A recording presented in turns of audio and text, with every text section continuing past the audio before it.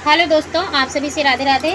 मैं करवा चौथ का एक कथा सुनाने जा रही हूँ। बहुत ही प्यारा कथा है। इस कथा को ज़रूर सुनिए और अगर आप सभी इस चैनल पर नए हैं तो लाइक और सब्सक्राइब जरूर करिए। तो चलिए, आप सभी से राधे राधे, हैप्पी करवा चौथ। तो चलिए दोस्तों, हम करवा चौथ का व्रत कथा शुरू करने जा रहे हैं। करवा चौथ में किसकी पूजा होती है तो ज़रूर सुनिए। कार्तिक कृष्ण पक्ष की चतुर्थी को करवा चौथ व्रत कहते हैं। इसमें गणेश जी का पूजन करके इन्हें पूजन दान से संपन्न किया जाता है। इसका विधान चैत्र की चतुर्थी में लिख दिया है, परंतु विशेषता यह है कि इसमें गेहूं का करवा भर के पूजन किया जाता है और विवाहित लड़कियों के यहाँ चीनी के करवे पीहर से भेजे जाते हैं तथा इसमें निम्नलिखित कहानी सुनकर चंद्रोदय में अर्घ्य देकर व्रत खोला जाता है। तो चलिए दोस्तों, मैं आप सभी को एक करवा चौथ का व्रत भी सुनाने जा रही हूँ। कथा आरंभ करती हूँ। एक साहूकार के 7 लड़के और एक लड़की थी। सेठानी के सहित उसकी बहुओं और बेटी ने करवा चौथ का व्रत रखा था। रात्रि को साहूकार के लड़के भोजन करने लगे तो उन्होंने अपनी बहन से भोजन करने के लिए कहा। इस पर बहन ने उत्तर दिया, भाई अभी चांद नहीं निकला है, उनके निकलने पर अर्घ्य देकर भोजन करूंगी।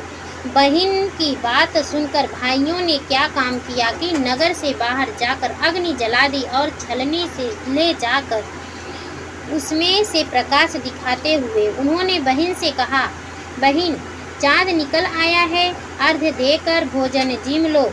यह सुन उसने अपनी भाभियों से कहा कि आओ तुम भी चंद्रमा को अर्घ्य दे लो, परंतु वे इस कांड को जानती थीं।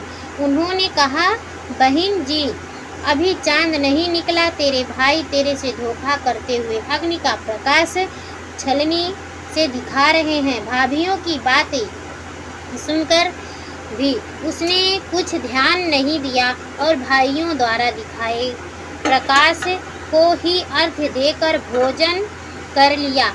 इस प्रकार व्रत भंग करने से गणेश जी उस पर अप्रसन्न हो गए। उसके बाद उसका पति सख्त बीमार हो गया और जो कुछ घर में था उसकी बीमारी में लग गया।